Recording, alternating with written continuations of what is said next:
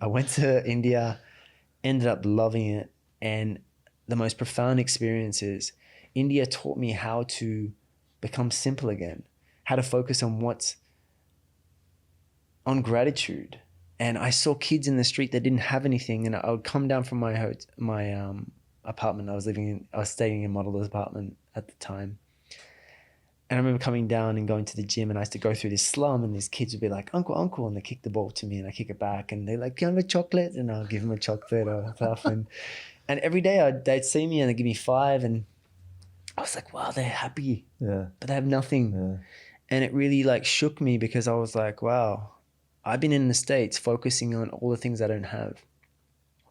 When I get famous, when I have more money, when I'm chasing it and chasing it, but I'm chasing it from the wrong place. I'm chasing it from desperation. Yeah. I'm chasing it from, I need this to happen, otherwise I'm not going to feel fulfilled. And that's where it hit me, because my friend was a Bollywood star and we ended up living together there. And she's massive in Bollywood. And I'm telling you, she's the most unhappy she's been. And I'm seeing two sides, and I'm like, I see the slums and I see people living on the streets, and they're sleeping on the streets, but they're sleeping peacefully. And then I see people that are celebrities that are massive that can't sleep without pills. So what is richness? Yeah. And it really hit me. India is one of those places that slaps you in the face with the simplicity and energy of that place, where it gets you to reflect and go, how am I playing a part in this? And I went and started doing yoga. I ended up doing my yoga teacher training. And I ended up going to the Leh Ladakh, which is like the mountains. It's huge. It's like the Himalayas, and the air is so thin. It's like 14,000 feet up. Like you can't run 5 meters without going.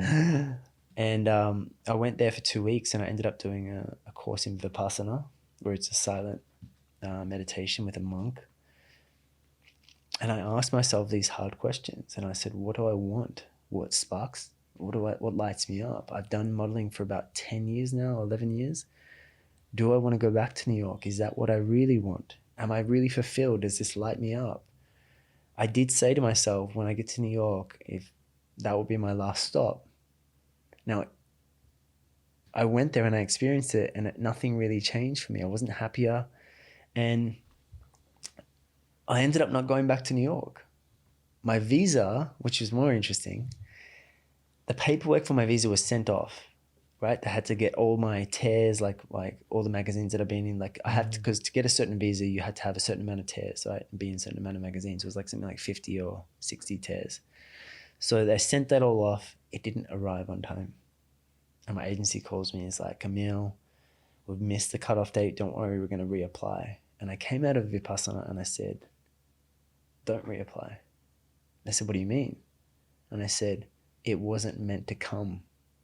If it was meant to be on time, it would have been. We sent it like a month in advance, and it didn't arrive. I said, I'm not meant to come back. And I didn't go back to New York.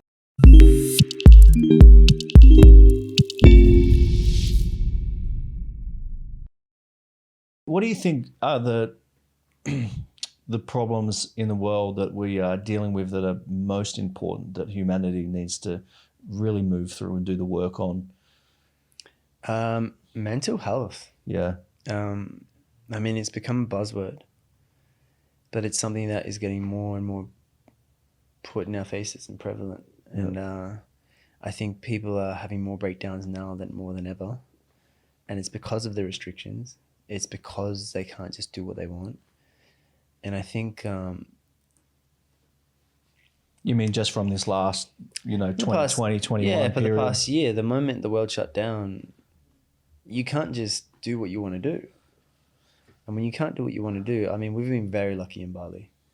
I haven't experienced the lockdown. I think it was the first 3 months we were here. Yeah. Of March that the beaches were closed. Yeah, the beaches were closed for like a month or something. Yeah, which is stupid, because I'm like, I remember seeing people spray the sand. Yeah. And I was like, this is how uneducated we were about this. They were spraying our tires on the bike and like just things like that, where I was like, they're following it because they've been told, right? Yeah. And I think what people need to understand is that your relationship with yourself is the most important thing you can work on. is the most vital relationship you're going to have. Because when everybody leaves, or when things don't go the way you want, guess who you're stuck with? Yeah. That little voice inside. So when you build that resilience and you connect to that deeper part of yourself, and you not just, when people go, how do you build a relationship? It's like we're made up of light, we're made up of dark, right?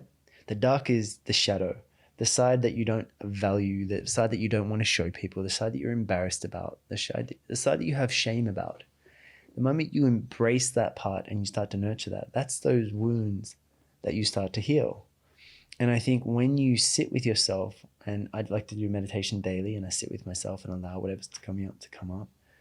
And I also acknowledge myself after I finish it, because that's me acknowledging my inner child.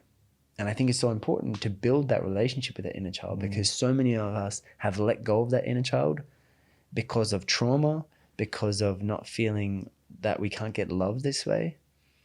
And if I honor that or speak up about that, then my parents won't love me or accept me in the way, or my partner won't love me in that way, and when we build that relationship together, the dark and the light, when it comes together, that's when we're whole. That's when we feel complete.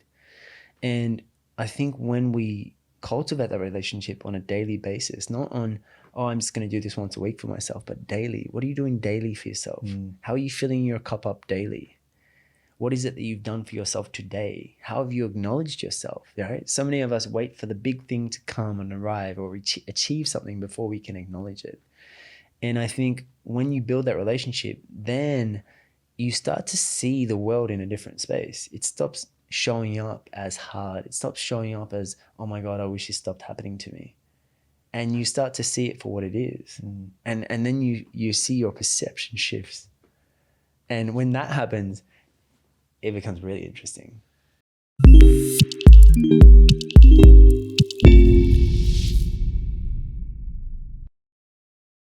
How many times do we do this in our lives, where we get pulled by something that happens, a trigger, and then we react, because what a trigger is a wound. It's attached to a wound. And how I like to visualize it is, picture there's something that's outside of you that stimulates a trigger. I get frazzled, or I get upset or pissed or angry. That trigger is attached to this invisible string on your body, and that's where the wound is. And all that's doing is getting pulled, and goes dunk, and that wound is getting open. Yep. Now, a wound is just an old, open thing that is there to fester and tell you something. When the moment I get triggered, that's your indication. That's your opportunity to go, what is it in me that I need to heal? Right? So everything is there for a reason. Every emotion is there for a reason. And this is the thing, Monty, is that people don't understand, is that your body is telling you way before your mind that there's something wrong. But we don't listen to our body. Yeah. I think with everything. Yeah. I think with everything. Like with our food, with our life, our jobs. I mean, the body knows. Yeah. We're just not in tune with it. We're just not aware. And like, I mean, coming back to the triggers, my experience maybe 20 years ago was I was getting triggered all the time, but I didn't have the awareness that they were triggers. Yeah. That's the learning. The learning is to realize, oh, that's a trigger. And then have a relationship with that, have a dialogue with that, go, oh, okay, why is that there? What is the wound? But the first part is you've got to realize that the triggers are there. Yeah, a lot of people don't even realize. They go to the point where, like, I get triggered and they're like, that person triggered me. Yeah. You're the asshole. And it's like, and that's the easiest thing to do when you're in the moment of being triggered. Yeah, because you're like, well, who's to blame? Yeah. And the moment we blame, we're giving our power away. Yep. The moment you react, you're giving your power away. This is why I say, are you reacting to it or are you responding? Yep. So if I pick up a phone and I press on, the phone does what it normally does, right? Now, as human beings, we're not machines, but you're acting like machines, because the moment I react, I'm acting like the machine. I know how to push your button, and you're going to react. And guess who's the best at pushing our buttons? Our mom and dad, our partners, our business partners, our clients. And they all know the closer they get to you, they're going to see those invisible wounds. Yeah.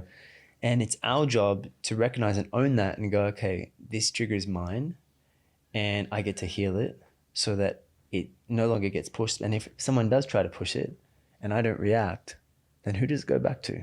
The person that's trying to make me, trying to take my power.